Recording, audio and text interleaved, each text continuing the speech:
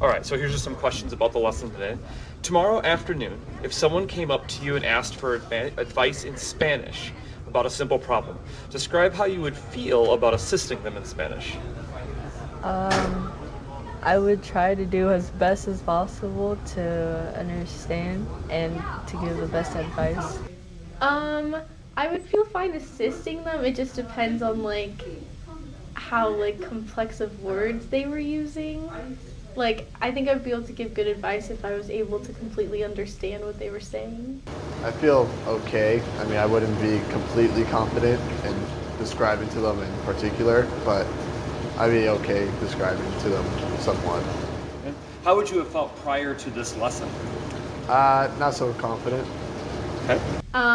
Less confident. Okay.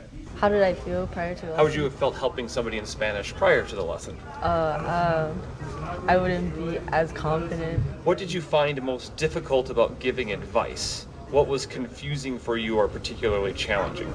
How to put the words in to subjunctive things to make the sentence more what's that called? To make it more accurate. Okay. The advice. Yeah. I think it was the more in details of it, as if I were to go in more detail, it was harder telling them exactly what to do. Mostly just not completely understanding what was being said, and because if I didn't know a word, I might interpret it wrong and then not give the right advice. Can you think of a specific activity or moment of insight during the lesson that helped you feel more confident about speaking Spanish and giving advice? When we got to use the green and purple papers and we went around asking if it corresponds to what the advice was with the answers, I felt like that helped. Cool. Can you describe how that helped? We were asking the questions and we were does it work with this? And if it just corresponded with it. And then if we didn't, I would just go to another person and then we would help figure out if it made sense or not. Cool. It was when we're matching those papers together, it just seemed easier and it helped me more understand what was going on and how to do it.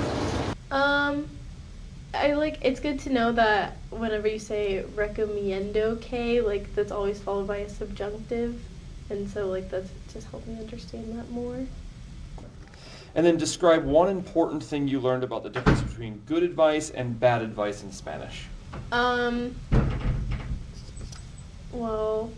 I don't know, it's just important to give good advice no matter what language you're in.